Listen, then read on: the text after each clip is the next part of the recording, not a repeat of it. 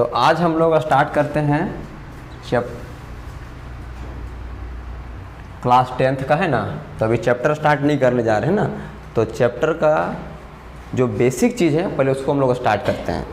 तो आप लोग ये सब जानते हो पहले से, ठीक है, नंबर्स के बारे में, डिजिट्स के बारे में, तो हम लोग खाली रिवीजन कर लेते हैं एक बार, ठीक है।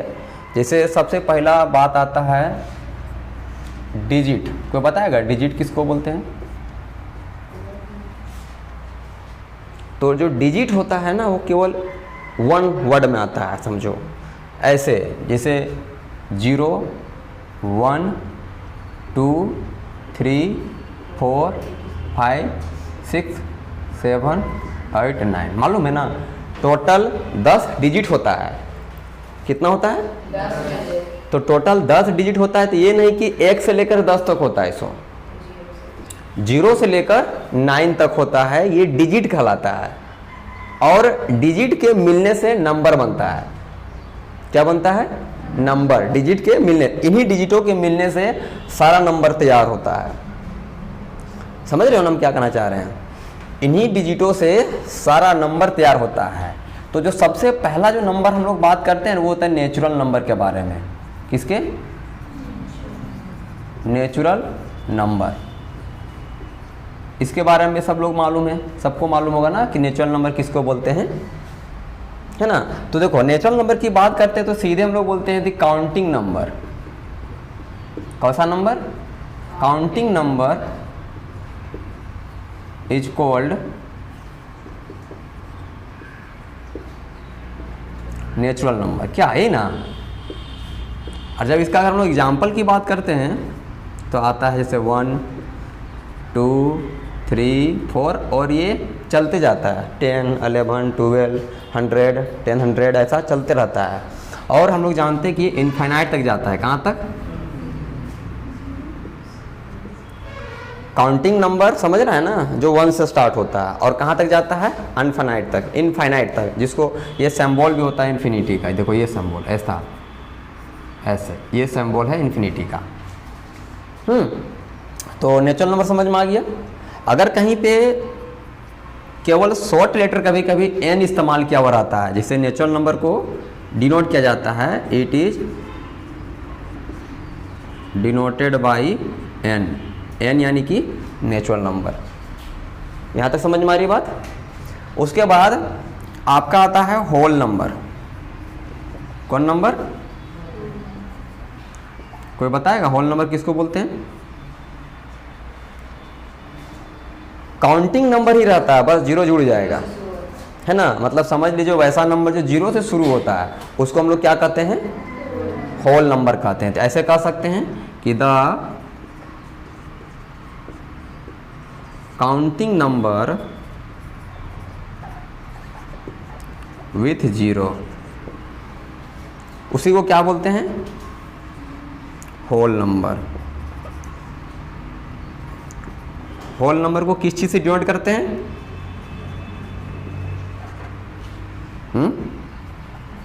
W से। जैसे इसका शुरू अक्षर n है ना, तो n कहीं लिखा मिल जाए तो समझना नेचुरल नंबर के बारे में बोला जा रहा है।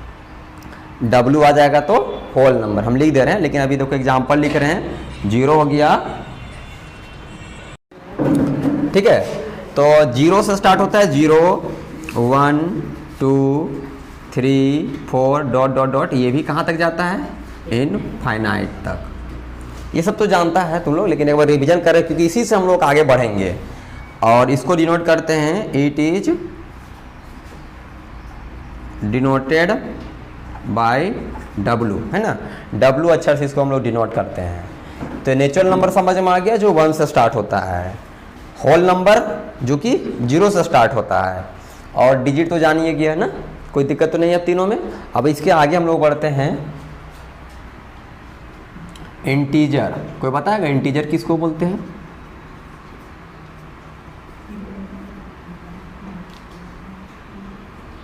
इंटीजर, ठीक है। तो देखो इंटीजर में क्या होता है ना, आपका सभी नंबर्स रह जाता है। देखो यहाँ ध्यान देना, यहाँ पे आपका 0 भी आता है और इधर +1 +2 +3 डॉट डॉट डॉट इधर इन्फिनिटी तक जाता है। और ई तरफ -1 -2 -3 -4, इधर भी -इन्फिनिटी तक जाता है।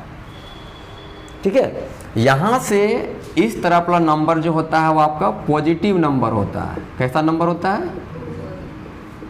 Positive number. और इधर से इस तरफ जो होता है मतलब -1 से इस तरफ के नंबर को हम लोग क्या बोलते हैं? Negative number. कैसा नंबर? Negative number. और याद रखना ये जो जीरो होता है ना, जीरो, इसको हम नोट में याद रखना है।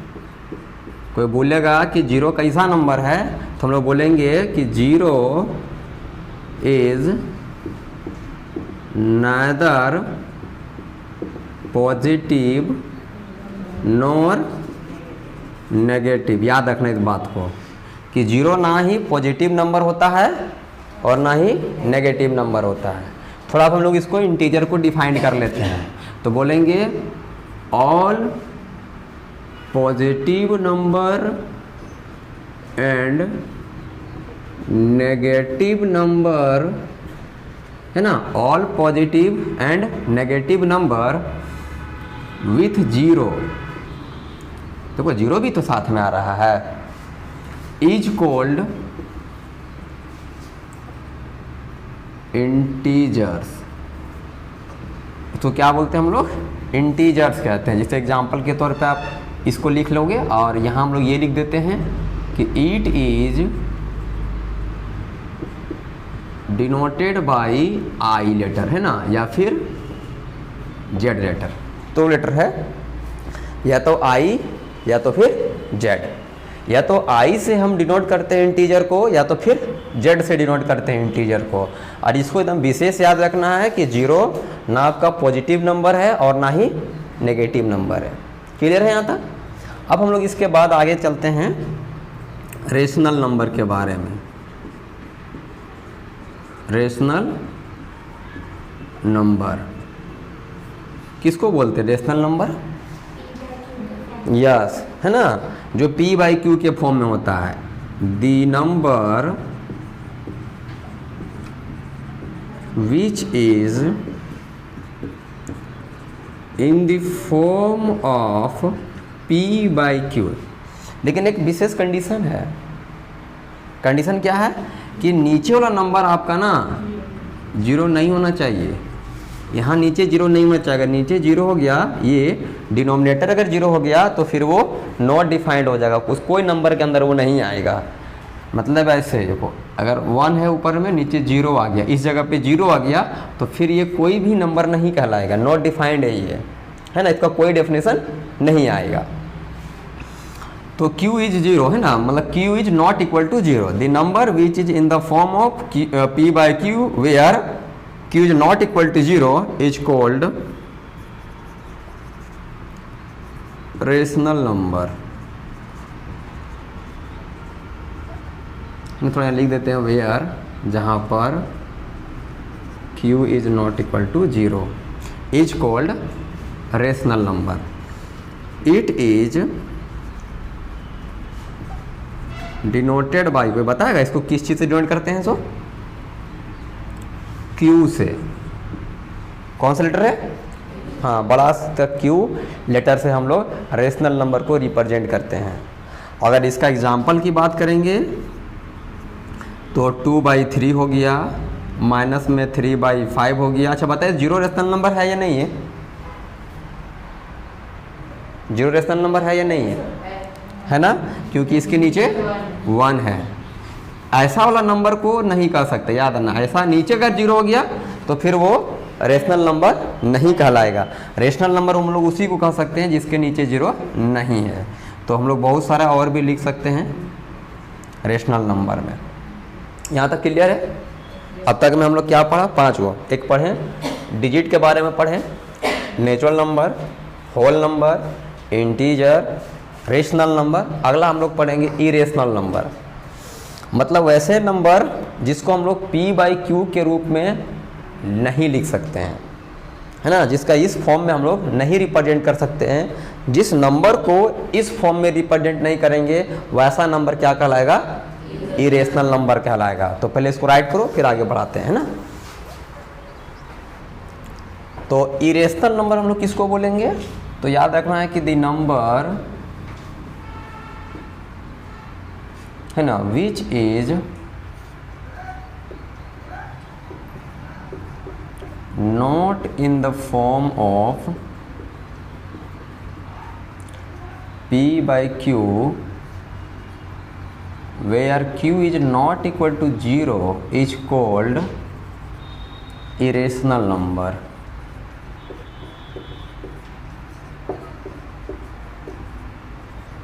ठीक है, इसका एग्जाम्पल देखिए, जैसे रूट में 2, इसका वैल्यू बाहर निकलेगा क्या? नहीं निकलेगा। इसका वैल्यू बाहर निकलेगा क्या? रूट 3 का नहीं। अच्छा, इसका वैल्यू बाहर निकलेगा क्या? या सबको मालूम है इसका वैल्यू क्या निकलेगा? 2 × 2 यानी कि 2 बाहर निकल जाएगा। और जैसे ही बाहर 2 निकल गया तो इसके नीचे क्या है? 1 है, तो ये फिर से क्या बन गया? रेशनल नंबर बन गया। यानी जो परफेक्ट स्क्वायर नंबर है, जैसे 4 क्या अपने आप में परफेक्ट स्क्वायर नंबर है, तो जो परफेक्ट स्क्वायर नंबर है वो अपने आप में समझ लीजिए कि रेशनल नंबर है, और जो परफेक्ट स्क्वायर नहीं है वो आपका क्या है? इरेशनल नंबर है। तो याद रखना, जिसका अंदर में जो अपने आप में प्राइम नंबर होगा ना, अभी बताएंगे प्राइम नंबर क्या होता है। तो अंदर में जो प्राइम नंबर, जितने भी प्राइम नंबर है ना, वो सब अपने आप में क्या कहलाता है? आपका इरेशनल नंबर कहलाता है।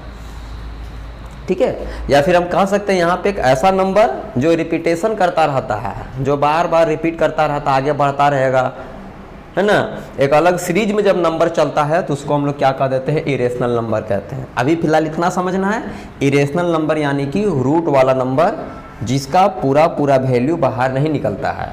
अगर हम इसका वैल्यू निकालेंगे ना तो ऐसे निकलेगा 1.414 और जाते रहेगा, कभी नहीं समाप्त होगा। तो इस तरह के नंबर को हम लोग क्या बोल देते हैं? Irrational number. जैसे 1.3 मतलब रूट 3 का वैल्यू, तो 1.732 ऐसा बढ़ता रहेगा, कभी ख़त्म नहीं होगा। तो ऐसे नंबर को हम लोग क्या बोल देते हैं? इरेशनल नंबर, है ना। चलिए, जब ये दोनों मिलकर एक शब्द में बात करते हैं ना, एक वर्ड में बात करते हैं, तो उसको बोलते हैं रियल नंबर। क्या बोल देते हैं? हम लोग को याद रखना कि हम लोग को जो चैप्टर है ना क्लास 10th का, जो पहला चैप्टर है, वो चैप्टर का नाम ही है रियल नंबर। कैसा नंबर? Real number. ठीक है, तो रेशनल नंबर तो समझ में आ गया और इरेशनल नंबर भी समझ में आ गया। अब इन दोनों को मिला देंगे तो ये भी नंबर को हम रियल नंबर कह देंगे और ऐसा नंबर को भी रियल नंबर कहेंगे। समझ में आ रहा है ना क्या बोलना चाह रहे हैं? इस नंबर को भी क्या बोलेंगे? रियल नंबर, और ये नंबर को भी बोलेंगे रियल नंबर। मतलब रियल नंबर क्या है? तो हम लोग याद रखेंगे सीधे कि कॉम्बिनेशन है, समझो, या फिर कह सकते हैं दोनों मिला के हम लोग बोलते हैं रियल नंबर में। रियल नंबर है ना, सबसे बड़ा नंबर यही होता है, इसके अंदर सब कुछ आ जाता है, कुछ भी नहीं छूटेगा तेरा। इंटीजर भी इसके अंदर मिल जाएगा, होल नंबर, नेचुरल नंबर जो पढ़े ना वो भी इसके अंदर आ जाएगा, मतलब सब तरह के नंबर इसके अंदर आएगा। हम कह सकते हैं कि all rational and irrational number is called क्या? Real number. यानी रियल नंबर में आपका सब कुछ आ जाएगा, चाहे 1 हो, 2 हो, वो बटा वाला नंबर हो, या फिर आपका रूट वाला नंबर हो, यानी सब तरह के नंबर जो रखता है उसको क्या बोलेंगे? Real number. चलिए, तो आपको एक बात बताते हैं नोट में कि सबसे छोटा जो नंबर होता है वो होता है नेचुरल नंबर। कौन? इससे बड़ा होता है कौन? Whole number. कोई बताएगा कि इससे बड़ा ये होल नंबर क्यों है? सो नेचुरल नंबर के पास जितना है उतना सब इसके पास है ना, लेकिन इसके पास एक एक्स्ट्रा भी, मालूम है कौन सा नंबर? 0। तो इससे बड़ा हुआ कि नहीं हुआ? इसके पास अगर मान लो हम बोले 10 हो नंबर, इसके पास एगो एक्स्ट्रा 11 होगी, तो बड़ा हुआ ना। तो देखो बड़ा का साइन दिखा रहे हैं ना। इससे भी बड़ा होता है कौन? इंटीजर। कौन होता है इससे बड़ा? क्योंकि देखो इसके पास, अगर इसका बारे में बात करेंगे ना, ये अपने आप में इतने सा, देखो यहाँ से लेकर उतरे, लेकिन इसके पास एक्स्ट्रा में कौन सा आ गया, इधर वाला पूरा ना, तो मतलब ये वाला से ये बड़ा हुआ कि नहीं हुआ है? इससे भी बड़ा आपका हो जाएगा ये नंबर, जिसको हम लोग बोलते हैं रेशनल नंबर, इससे भी बड़ा हुआ, क्योंकि इसके पास अंदर यहाँ बीच बीच का भी नंबर होगा, जो बीच बीच में नंबर होगा ना, बटा वाला 1/2, 2/2, 3/2, खड़ा नंबर भी, बटा वाला नंबर भी, यानी कि रेशनल नंबर भी, मतलब इस तरह का p/q वाला भी नंबर इसके अंदर अंदर बीच बीच में है, तो इससे बड़ा हो गया। और इससे भी बड़ा कौन हो गया, ये वाला, जिसको बोलते हैं हम लोग रियल नंबर। समझ रहे हो ना, मतलब इस सीरीज में हम ये आपको बताना चाह रहे हैं कि इससे बड़ा ये नंबर, फिर इससे बड़ा ये नंबर, फिर इससे बड़ा ये नंबर, इससे बड़ा ये नंबर, सबसे बड़ा नंबर कौन हो गया, रियल नंबर। सबसे बड़ा नंबर होता है रियल नंबर और सबसे छोटा होता है आपका नेचुरल नंबर। अगर तुमसे कोई पूछे कि ये जो है होल नंबर जो है अपना आप में नेचुरल नंबर है या नहीं है, तो क्या बोलेगा, नहीं है। इसको हम लोग नेचुरल नंबर, हाँ सॉरी, इसको तो नेचुरल नंबर कह सकते हैं क्योंकि इसके पास सब कुछ है ना। हाँ, हम लोग इसको नहीं बोल सकते होल नंबर। इसको क्यों नहीं बोल सकते इसको होल नंबर, क्योंकि इसके पास जीरो नहीं है। ठीक है, तो इसको हम लोग यस नेचुरल नंबर कह सकते हैं, इसको हम लोग नेचुरल नंबर कह सकते हैं, लेकिन इसको हम लोग होल नंबर नहीं कह सकते हैं। यहाँ मतलब ये कहना चाह रहे हैं हम कि every natural number is whole number नहीं, क्योंकि इसके पास जितना है सब इसके पास तो है, ये है ना, तो every natural number is whole number, but every whole number is not natural number. Come in, बातें समझ में आ रहा है क्या बोलना चाह रहे हैं, कि every natural number is whole number but every whole number is not natural number. उसी तरह हमेशा अपने से छोटा वाला तो भाई बड़ा वाला के पास है ये है, लेकिन छोटा वाला के पास बड़ा तो नहीं मिलेगा, क्योंकि अभी तो हम एग्जांपल में बताए भी थे ना कि नेचुरल नंबर का मतलब 1 से स्टार्ट हो रहा है और होल नंबर का मतलब 0 से स्टार्ट हो रहा है, मतलब ये बड़ा है। इसका वाला इसके अंदर है, लेकिन इसका वाला क्या इसके अंदर है, नहीं है। यही समझाना चाह रहे हैं। ठीक है, तो ये नंबर हुआ, अभी और भी बहुत सारे नंबर हैं, तो अभी हम लोग रियल नंबर तक पहुंचे हैं। इसको राइट करो, फिर हम लोग आगे बढ़ेंगे। अभी जो नहीं जानते हैं देखो, तो अगला जो है प्राइम नंबर है। तो सीधे याद रखना है कि प्राइम नंबर हम लोग उसी को बोलेंगे जो नंबर एक का टेबल में आएगा और अपना आप के टेबल में आएगा, है ना। या ये कह सकते हैं the number which are divisible by 1 and itself। एक का टेबल में आएगा या तो फिर अपना टेबल में आएगा, यानी एक से डिवाइड लगेगा या तो फिर खुद से डिवाइड लगेगा, उस नंबर को क्या बोलेंगे हम लोग, प्राइम नंबर बोलेंगे, है ना।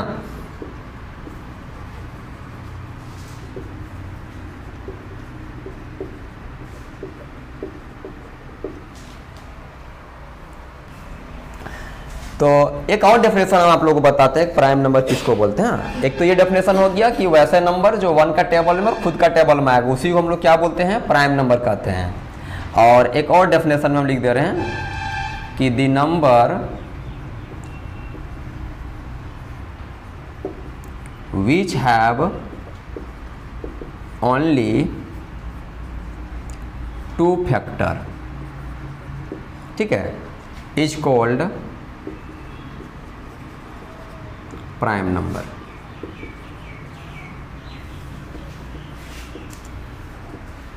क्या बोले,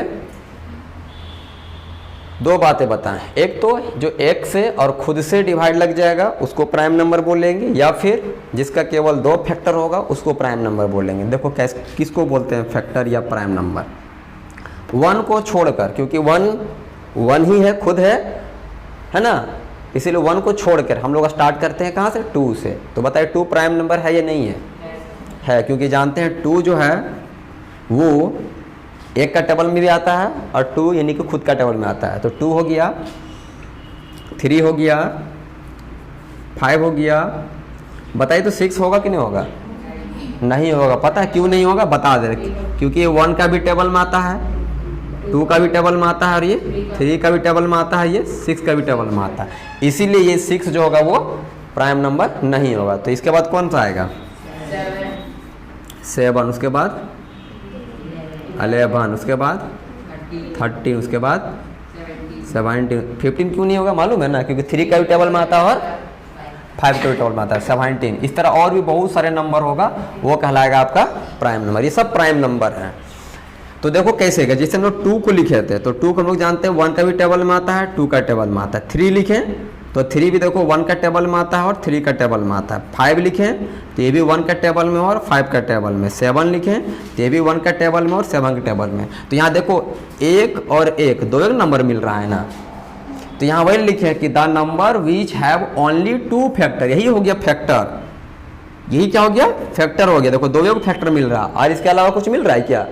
नहीं। तो यह क्या कहलाएगा? क्या कहलाएगा? हाँ देखो दो एगो फैक्टर यहाँ लिख दे रहे हैं, 2 फैक्टर, केवल 2 फैक्टर है, 1 2 1 2 1 2, सब में 2 फैक्टर है। तो जिसमें 2 फैक्टर केवल रहेगा वही क्या कहलाएगा? प्राइम नंबर कहलाएगा। क्लियर है? अब एक बात आता है एक प्राइम नंबर के साथ कंपोजिट नंबर। क्या? Composite number. और एक नोट में यहां लिख लेना है आप, ठीक है? क्या लिख लोगे कि द स्मॉलेस्ट प्राइम नंबर कौन है बताइए तो?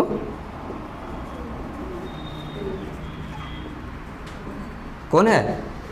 यस, स्मॉलेस्ट प्राइम नंबर 2 है। लेकिन लार्जेस्ट प्राइम नंबर पता चलेगा क्या? नहीं, क्योंकि हम लोग मालूम इधर और भी आगे बढ़ता चला जाएगा। लेकिन स्मॉलेस्ट प्राइम नंबर कौन है? 2 है। क्लियर है? अगला है कंपोजिट नंबर। तो एकदम सेम बात हम बोलेंगे, सीधे लिखेंगे कि द नंबर है ना विच आर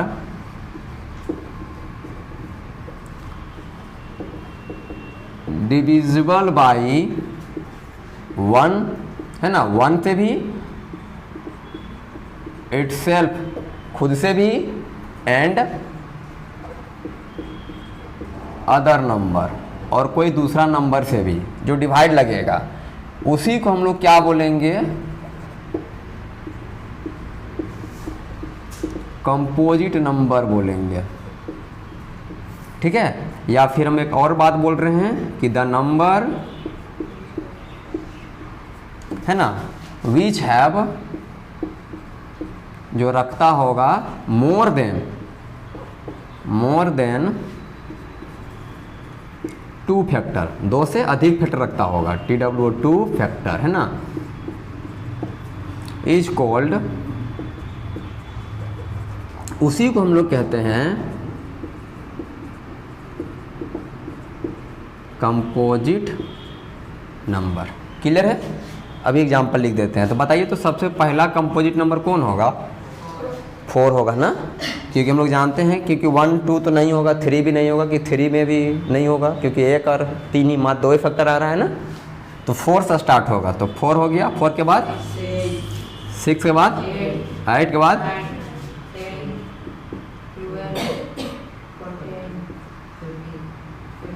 इस तरह और बढ़ता रहेगा ना।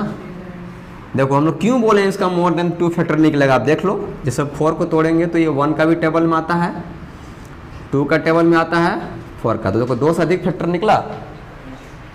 अगर 6 को चेक करेंगे, 1 का भी फैक्टर में आता है, 2 में भी, 3 में भी, मतलब 3 का भी टेबल में आता है, 2 का टेबल में आता है, 1 का टेबल में आता है और 6 का भी टेबल में आता है। देखिए 2 से अधिक फैक्टर है ना। इसीलिए हम लोग इसको क्या बोल रहे हैं? Factor of 4। देखो लिख दे रहे हैं यहाँ पे फैक्टर ऑफ 6। तो 6 का कितना फैक्टर निकला? 4 गो, तो 2 से अधिक है ना। तो 2 से अधिक फैक्टर मिल गया, मतलब क्या हो गया? वो कंपोजिट नंबर। केवल 2 ही फैक्टर मिलेगा तो होगा प्राइम नंबर। क्लियर है? इवन नंबर, ऑड नंबर तो जानते हो ना, किसको बोलते हैं इवन नंबर?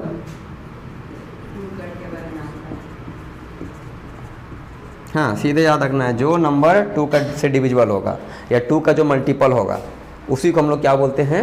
इवन नंबर कहते हैं।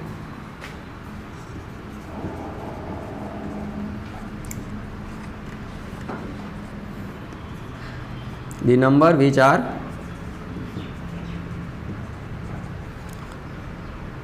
Divisible by 2 is called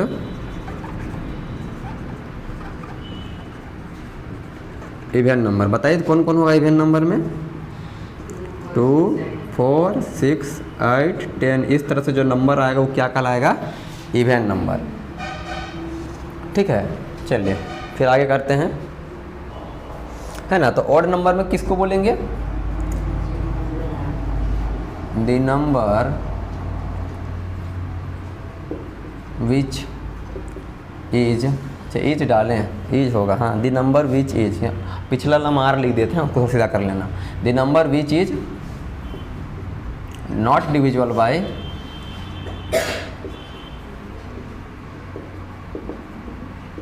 divisible by 2 is called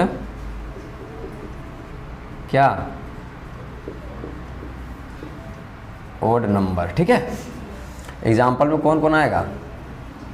1, 3, 5, 7, 9, यहाँ और भी जाएगा ETC, है ना। समझ रहे हो? जो 2 का टेबल में नहीं आता है समझिए वही ऑड नंबर, जो 2 का टेबल में आता है वो समझ लिए इवन नंबर है। तो अब तक में हम लोग बहुत सारा नंबर पढ़ लिए हैं। क्या क्या पढ़े एकदम रिकॉल कीजिए। शुरू में पढ़े natural number, whole number, natural number, whole number, integer, rational number, digit number नहीं है वो, ठीक है, वो डिजिट सिंगल है। उसके बाद पढ़े rational, irrational, real, prime, composite, even, odd. और कोई नंबर बचा चले तो बोलो। अगर आपने कभी कोई नंबर सुना होगा तो बोलो, कोई नंबर सुना होगा तो। चलिए, कोई नंबर नहीं सुना है तो अब इधर ध्यान देना। अब हम लोग जो चैप्टर 1 है ना, तो चैप्टर 1 तो आपको मालूम है क्या नाम है?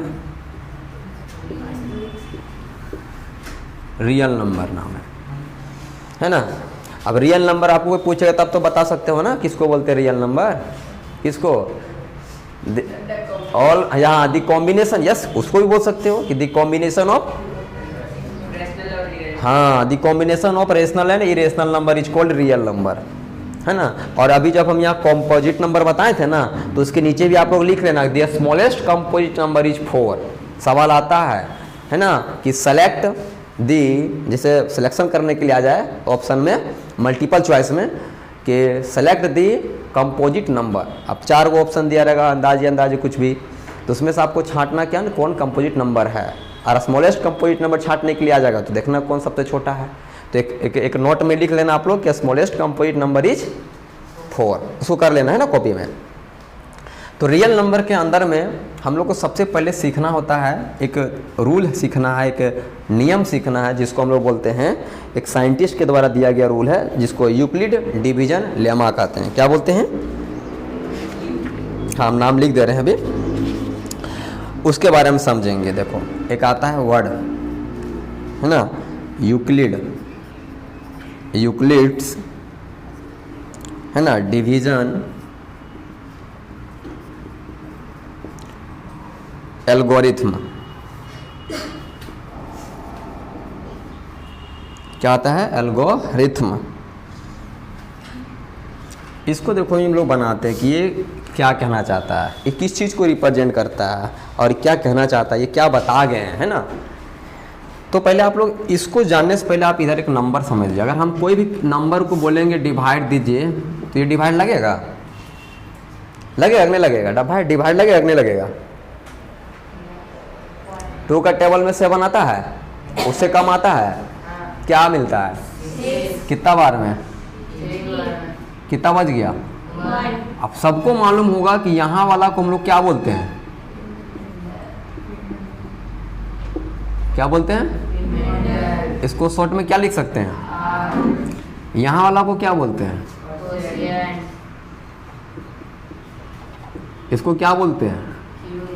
अच्छा, यहाँ वाला को क्या बोलते हैं?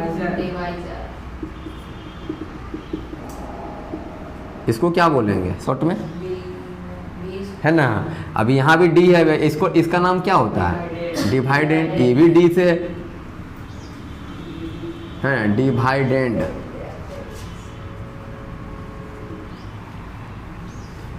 अब बताइए ये भी डी से वो भी डी से, इसीलिए हम लोग क्या कर देते हैं, इसका नाम दे देते हैं ए, इसका नाम दे देते हैं बी। समझ में रहा है? तो देखो क्या इन्हीं सब के बीच का रिलेशन है जिसको हम लोग बोलते हैं, ये ध्यान देना। देखो हम ये लिख दे रहे हैं फिर से छोटा सा कि यहाँ पे, यहाँ बीच में होता है डिवाइडेंड, क्या होता है, यहाँ होता है डिवाइजर, यहाँ होता है क्वाड्रेंट, और सॉल्व करके यहाँ जो आता है वो होता है रिमाइंडर। ठीक है, और इन्हीं सब का बीच का एक रिलेशन होता है जो फॉर्मूला के तौर पे आता है, जिसको हम लोग बोलते हैं dividend equal to divisor into quotient plus remainder. याद है ये फॉर्मूला? बस यही फॉर्मूला का नाम क्या दिया गया है, अभी ये जो फॉर्मूला दिया गया है साहेब के द्वारा दिया गया, इसका नाम हो गया यूक्लिड डिवीजन एल्गोरिथम। ठीक है, अब इसी को शॉर्ट में देखो क्या लिख सकते हैं हम लोग, इसको लिखेंगे ए, इसको लिखेंगे बी, इसको लिखेंगे क्यू, और इसको लिखेंगे आर। देखो कितना छोटा हो गया, क्या बन गया, ए बराबर बी क्यू प्लस आर। लेकिन एक बात यहाँ ध्यान देना है कि यहाँ एक इम्पोर्टेंट बात कि जो रिमाइंडर होता है, अच्छा देखो जो रिमाइंडर है उसको अच्छे से देखो, ये रिमाइंडर ना है, ये हमेशा यहाँ से क्या होता है, देखो छोटा ही होता है ना, यानी किससे छोटा होता है, बी से। तो हम लोग यहाँ वही लिखने वाले हैं कि तो रिमाइंडर जो होता है ना वो हमेशा छोटा होता है बी से, ये ना। तो वो सही लिखेंगे, लिखेंगे रिमाइंडर जो है छोटा होता है किससे, बी से। लेकिन कभी कभी ऐसा होता है कि यहाँ कट के जीरो भी आ जाता है, मालूम है ना। अगर जैसे अगर इस तरह से रहता 2 को डिवाइड करते 6 से, तो 3 बार में 6 कट के रिमाइंडर कितना मिला, मतलब रिमाइंडर जीरो भी मिल सकता है। तो यही बात है यहाँ लिख दे रहे हैं एक ही लाइन में कि जीरो भी मिलता है, मतलब रिमाइंडर का वैल्यू जीरो भी मिलता है।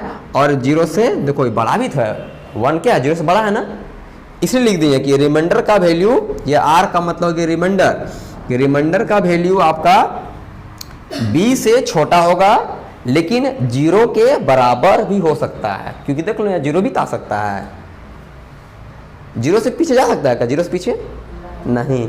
या कभी नेगेटिव में आता है ना, माइनस में 4 माइनस में 6 आता है क्या, नहीं आता है।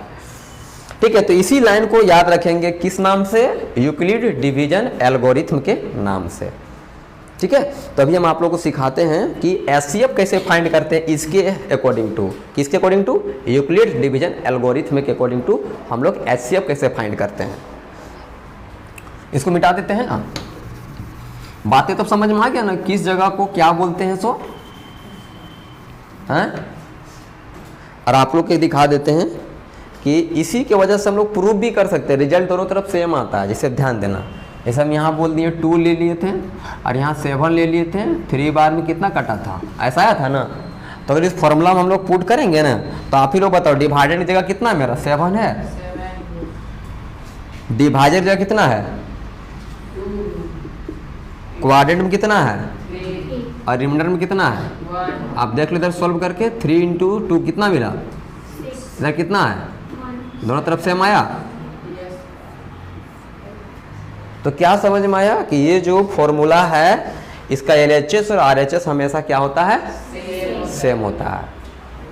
ठीक है, कि इधर का जो वैल्यू होगा वो यहाँ के वैल्यू के ही बराबर होता है, इसीलिए इसको इस टर्म में लिखा जाता है। किस टर्म में, divisor into quadrant plus remainder के फॉर्म में लिखा जाता है। क्लियर है यहाँ तक, किसी कोई दिक्कत नहीं ना है, जिसको जो दिक्कत होगा बोलेगा। तो देखो हम एक छोटा सा क्वेश्चन लिख रहे हैं, हम बहुत छोटा सा है ना, ऐसे लिख रहे हैं कि फाइंड दी HCF यानी कि हाईएस्ट कॉमन फैक्टर है ना। तो फाइंड दी HCF बाय, देखो इसको शॉर्ट में हम लिख रहे हैं ना, यूक्लिड डिवीजन एल्गोरिथम, चलेगा ना, EDA चलेगा ना, E से यूक्लिड, D से डिवीजन और A से एल्गोरिथम, इसलिए लिखे हैं EDA। तो हम लोग क्या कर रहे हैं, find the HCF by EDA question दिया हुआ है कि आपका दे दिया 25 और मान लीजिए यहाँ दे दिया 105, ये दो नंबर का क्या करने बोला है, HCF फाइंड करना है। ठीक है, तो हम आप लोग बताते हैं कि लॉन्ग डिवीजन मेथड से हम लोग इसको कैसे फाइंड करते हैं। सब ध्यान से सीखना इसको पहले। हाँ, जो छोटा नंबर होता है उसको बाहर रखना है, जो बड़ा नंबर होता है उसको अंदर रखना है, ऐसे। ठीक है, समझ में आ रही बात। अब हम लोग एक ही बार में सोचना है कि 25 का टेबल में पूरा, ऐसा नहीं कि 2 डिजिट नहीं, पूरा सोचना है कि 25 का टेबल में 105 कितना बार में आता है। नहीं आता है, उससे छोटा तो आता होगा। कितना आता है?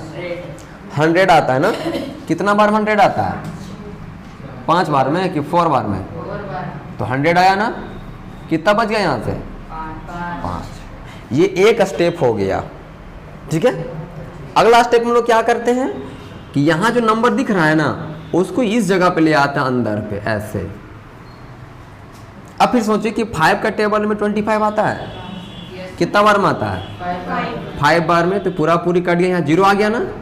अगर 0 नहीं आता ना तो फिर हम लोग क्या करते हैं, जो भी रिमाइंडर यहाँ बचता उसको फिर इसको यहाँ अंदर करते हैं, और इस तरह से हम लोग करते हैं तब तक जब तक 0 नहीं आ जाता। 0 आ जाता है तो छोड़ देते हैं।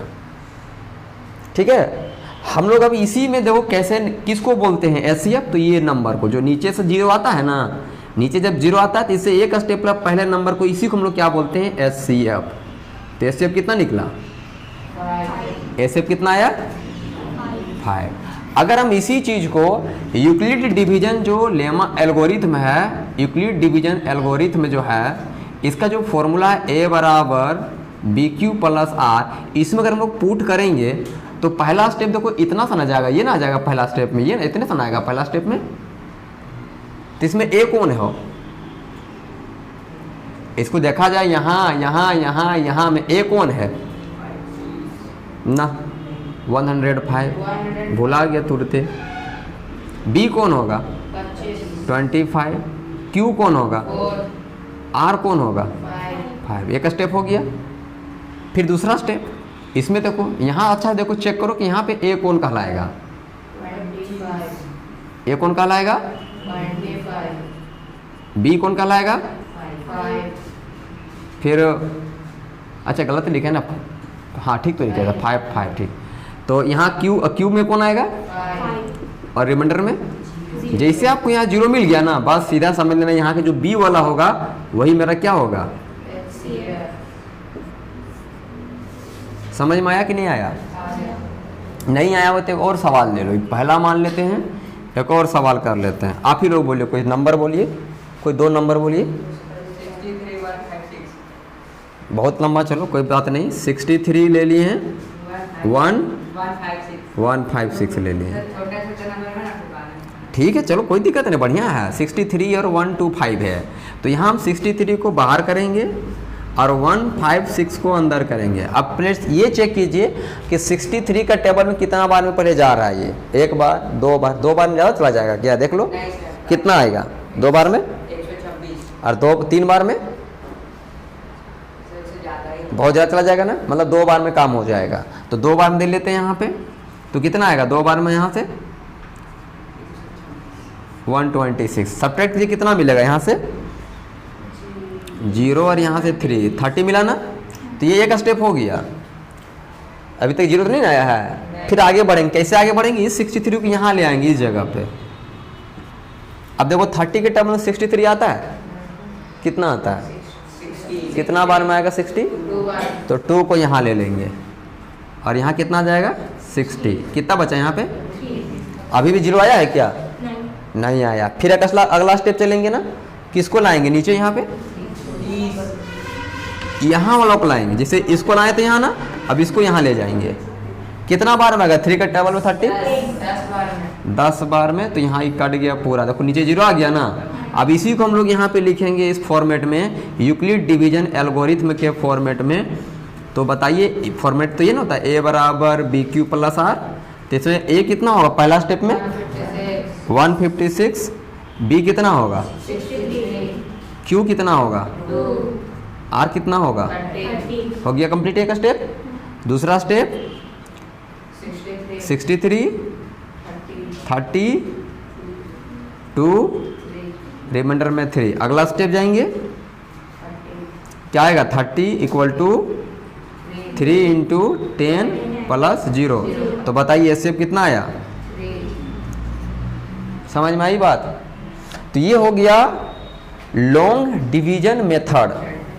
कौन सा मेथड है ये, यस लॉन्ग डिवीजन मेथड हो गया ये। और लॉन्ग डिवीजन मेथड का यूज करते हुए यूक्लिड डिवीजन एल्गोरिथम के आधार पे हम लोग क्या कर दिए, एचसीएफ निकाल लिए। बात यहां तक समझ में आ रही है। अगर हम लोग चाहेंगे तो इसको हम लोग फैक्टराइजेशन मेथड से भी निकाल सकते हैं। कैसे निकालते हैं फैक्टराइजेशन में, 63 को तोड़ते, फिर हम लोग 156 को तोड़ते हैं और फिर देखते हैं दोनों में कॉमन क्या है, जो कॉमन होता वही उसका एचसीएफ हो जाता।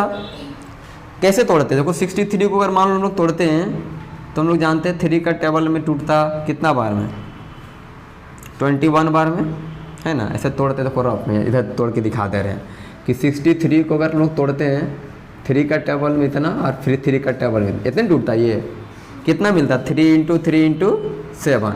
और अगर हम लोग 156 को अगर तोड़ देते हैं तो 156 को टूटेगा ये 2 का टेबल में, 2 7 जा 2 8 जा, फिर 2 का टेबल में, फिर 3 का टेबल में, और जाएगा आगे क्या नहीं जा रहा। ये कितना मिल रहा है 2 2 3 और 13। आप देखो यहाँ से एचसीएफ कितना निकलेगा, कैसे पता चला 3 निकलेगा, क्योंकि देखो 2 2 तो मिल रहा है, एक ही को देखो केवल 3 मिल रहा है, देख लो और कुछ मिल रहा है क्या, तो ये 3 निकल गया। तो इधर से भी हम लोग एचसीएफ निकाल सकते हैं ना। लेकिन जब नहीं कुछ बोला जाएगा सवाल में तो हम लोग ऐसे एचसीएफ निकाल लेंगे। ये कहलाता है प्राइम फैक्टराइजेशन मेथड, ये वाला, और इसको हम लोग कहते हैं लॉन्ग डिवीजन मेथड। तो दोनों मेथड समझ में आ गया, कोई दिक्कत नहीं ना है। ठीक है, अभी हम कुछ क्वेश्चन दे रहे हैं उसको आप लोग बनाओगे। हाँ